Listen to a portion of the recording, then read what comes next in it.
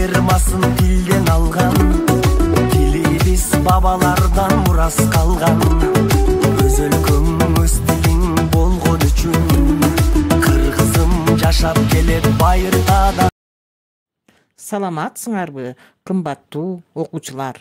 Кыргыз тили сабагыбызды баштайбыз. Кыргыз үчүн дүйнөдө кыргыз тилинен кымбат тил жок. Өз тилин урматтоо улутчулдук эмес. Өз тилин өгөйлөө, өз элине текебердик кылуу. Кыргызды кыргыз кылган кыргыз тили деп улуу кемеңгер жазуучубуз Чыңгыз Айтматов айткандай, ата бабаларыбыздан калган асыл дөөлөттөрүбүздүн бири болгон кыргыз тилибизди өнүктүрүү, коргоо, ошондой эле сезимталдык, жоопкерчиликтүү мамиле кылуу ар бир инсандын милдети экенин эсибизден чыгарбашыбыз керек. Бүгүнкү өтүлө турган сабактын темасы каратма сөз, анын милдетин аткаруучу сөздөр жана сөз тизмектери. Каратма сөздүн мүнөздүү болгон грамматикалык түзүлүшү. Сабактын максаты. Бүгүнкү сабакта каратма сөз, анын милдетин аткаруучу сөздөр жана сөз тизмектери. Каратма сөздүн мүнөздүү болгон грамматикалык түзүлүшү жөнүндө маалыматтарды аласыңар. Алган билимиңерди турмушта пайдаланып, теманын үстүнөн машыгуу көнүгүүлөрүн аткарасыңар. Тема аркылуу кыялданып, элестетип, ой жүгүртүүңөрдү өнүктүрүп, кеп маданиятыңарды калыптандырасыңар.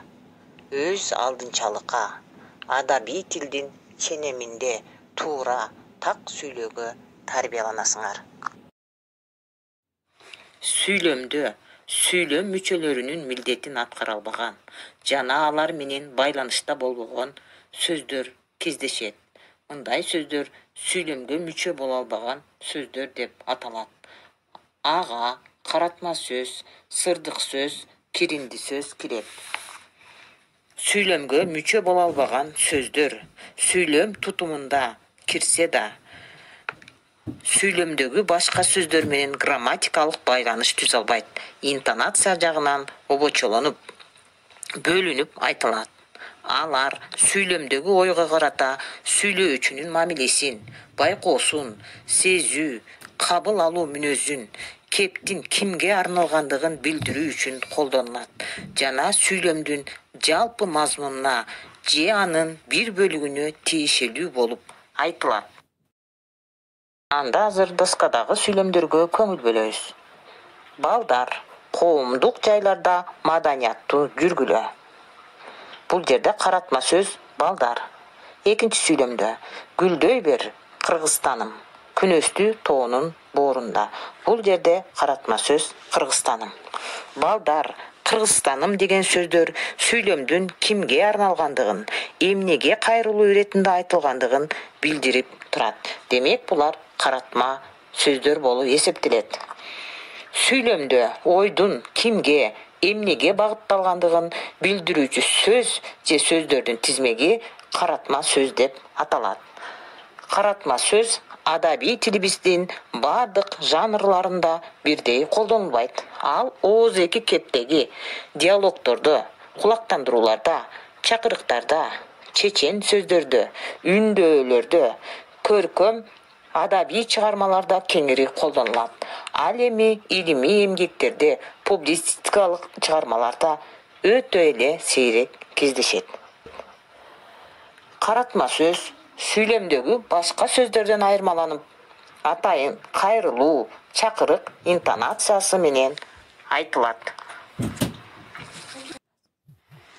Каратма сөздүн милдетин негизинен атооч жөндөмөсүндөгү зататоочтор, кээ бирде атооч маанисиндеги сынатооч, этиштин атоочтук формасы өтө сейрек болсо да иреттик санатооч жана ататоочтор аткарат. Мисалы, биринчи сүйлөмдө кечир Сабира, кечир, мен сага көкүрөмдөгү ыйык сырымды айттым. Бул жерде каратма сөз Сабира. Каратма сөздүн милдетин Зататооч сөз аткарды. Экинчи сүйлөм. О, жаман, кеп жебес, тилге келбес, дөдөй турбайсыңбы? Бул жерде каратма сөз жаман. Каратма сөздүн милдетин заттык маанидеги Сынатооч аткарды. Үчүнчү сүйлөмдө. Кымбаттуу көрүүчүлөр, мөмөт оюна арналган салтанатты баштайбыз. Бул сүйлөмдө кымбаттуу көрүүчүлөр деген каратма сөздүн милдетин атоочтук аткарды. Төртүнчү сүйлөмдө. Ай, төртүнчү. Короодогу коркунучтуу үндү уктуңбу? Бул жерде каратма сөз төртүнчү. Каратма сөздүн милдетин иреттик Санатооч аткарды. Каратма сөздүн түзүлүшү.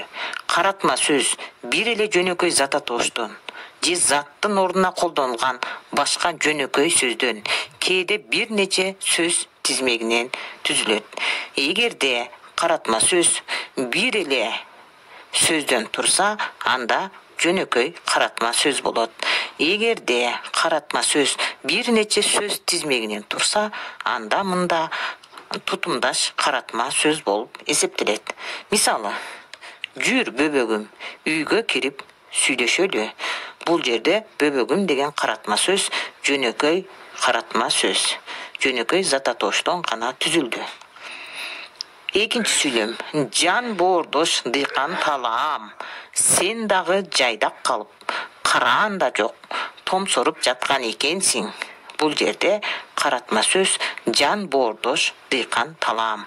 Бул жерде бир нече сөз тизмегинен туруп, тутумдаш каратма сөз болуп эсептелет. Тутумдаш каратма сөз бир нече сөздөрдүн тизмегинен түзүлгөнү менен анын бардык түгөйлөрүнүн милдети бирдей болбойт. Аны уюштуруучу негизги өзөгү атоош жөндөмөсүндөгү Зататооштон турган акыркы түгөйү болуп эсептелет. Мисалы, жер жүзүнүн ак ниет адамдары согушту болтурбоо үчүн бардык күч аракетиңерди жумшагыла. Бул жерде каратма сөз жер жүзүнүн ак ниет адамдары бир нече сөз тизмегинен турду, бирок анын өзөгүн адамдары деген Зататооч сөз түзүп турат. Каратма сөздүн милдетин аткаруучу сөздөрдүн лексикалык, семантикалык маанилери бирдей болбойт. Ошол себептүү аларды төмөнгүдөй топторго бөлүштүрөбүз. Биринчи, адамдын аты жөнү, жаш өзгөчөлүгүнө, туугандык, жолдоштук карым-катышына, эркелетүүгө, мактоого, жек көрүүгө, тилдөөгө байланыштуу айтылуучу сөздөр же сөз тизмектери кездешет. Мисалы, биз турпанчыбыз, айланайындар. Бул жерде каратма сөз айланайындар. Экинчи, дүйнөдө кандай адамдар бай, акылман. Бул жерде каратма сөз акылманга карата айтылды. Үчүнчү, садагасы, сен таалайлуу баласың. Бул жерде садагасы деп эркелетүү маанисинде каратма сөз колдонулду. Ошондой эле каратма сөз адамдан башка жаныбарларга, курт-кумурскаларга, чымын-чиркейлерге карата дагы айтылат. Мисалы, ко турумтай, кайда учуп барасың? Экинчи, комурска, сен кыйынсың жумушка. Үчүнчү, кулак салгын, суречки, мен сага ээрчип жүргөн жин эмес. Бул жердеги турумтай, комурска, суречки деген жаныбарларга, курт-кумурскаларга кайрылуу иретинде айтылды. Каратма сөздөр географиялык жана астрономиялык энчилүү аттарга карата да колдонулат. Мисалы, кош, ала тоо, уулум кетти майданга. Бул жерде каратма сөз ала тоо географиялык энчилүү атка колдонулду. Экинчи, эй, асманда жаркыраган күн, жер кыдырып сен айткан. Бул жерде каратма сөз асманда жаркыраган күн. Үчүнчү, үркөр, үч жылдыз, үркүп кайда барасың? Бул жерде жылдызга карата айтылды. Экинчи, үчүнчү сүйлөмдөрдө астрономиялык энчилүү аттарга карата кайрылып айтылды. Каратма сөздөр жансыз заттардын, буюмдардын, курал жарактардын аттарына да кайрылуу иретинде айтылат. Мисалы, чал орогум чалгының, бирбе бирдан жоолорго, орогум оргунуң. Бул жерге орого карата айтылды. Экинчи сүйлөмдө жемиши көлдөй толкуган, жерди макта комузум. Бул жерде улуттук аспап комузга карата айтылды. Каратма сөздөр ошондой эле абстрактуу ар түрдүү түшүнүктөрдүн аттарына да кайрылуу иретинде колдонулат. Мисалы, о бакыт, эмне үчүн сен мени өзүңдүн кешигиңден мынчалык куру калтырдың? Экинчи, баба дыйкан атабыз калың кара журт үчүн пайдаңды көрүп жатабыз. Бул сүйлөмдөрдө каратма сөз бакытка, анан баба дыйкан атага карата айтылды. Булар абстрактуу түшүнүктөр болуп эсептелет. Каратма сөздүн сүйлөмдө туруктуу орду жок. Ал сүйлөмдүн башында да, ортосунда да, аягында да орун ала берет. Бул сабакта биз каратма сөз тууралуу кеңири маалымат алдык. Анда бүгүнкү теманы бышыктоого карата машыгуу көнүгүүлөрүн аткарабыз. Китебибиздин 72 бетиндеги 77 көнүгүү. Бул жерде каратма сөздөрдү табабыз. Ылайыгына жараша аныктоочу сөздөрдү кошуп, жөнөкөй каратма сөздөрдү тутумдаш каратма сөзгө айландырып жазабыз. Мисалы, биринчи, кагылам сенден алатоо, кан жаным сага бирге бил. Бул жерде алатоо деген жөнөкөй каратма сөздү тутумдаш каратма сөзгө айландырабыз. Кагылам сенден ак калпактуу алатоо, каным жаным бирге бил. Демек, тутумдаш каратма сөзгө айландырдык. Экинчи, үчүнчү сүйлөмдөгү жамгыр, коркок деген жөнөкөй каратма сөздөрдү тутумдаш каратма сөзгө айландырабыз. Ылайыктуу аныктоочторду кошуп жазабыз. Андан кийин балдар 78 көнүгүүнү карайбыз. Мында каратма сөздүн милдетин аткаруучу сөз түркүмдөрүн аныктайбыз жана алардын лексика, семантикалык маанилерин табабыз. Мисалы, биринчи, кычанбай, жигит болгонуң ушул, элдин ишенимин абийирдүү аткар. Бул жерде каратма сөз кычанбай, жөнөкөй каратма сөз экен. Лексика, семантикалык мааниси адамга карата айтылды. Кычанбай деген каратма сөздүн милдетин зататооч сөз түркүмү аткарды.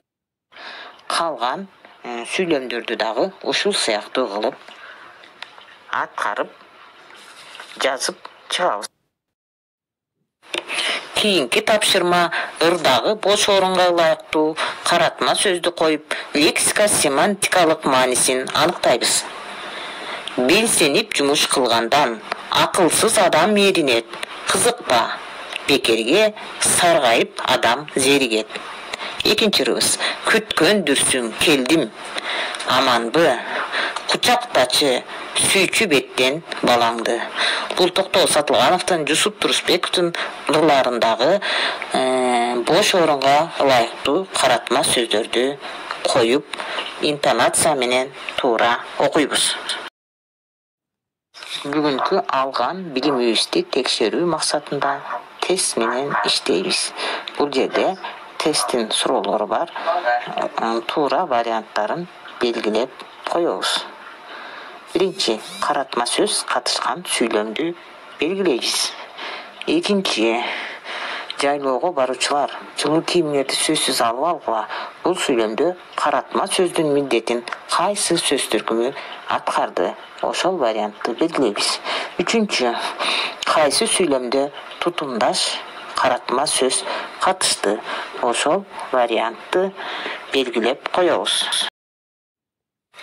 Бүгүнкү сабакта балдар сүйлөмгө мүчө боло албаган сөздөр жана каратма сөз тууралуу кеңири маалыматтарды алдык. Биз сүйлөмдөн каратма сөздөрдү таап, анын түзүлүшүн, ордун лексика-семантикалык маанисин табууга үйрөндүк. Мындан кийин биз каратма сөздөрдү туура интонация менен адабий тилдин ченеминде туура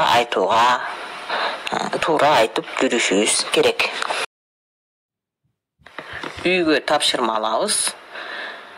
Параграф 12-13'tü окуп, каратма сөз тууралуу билимибизди дагы бышыктайбыз.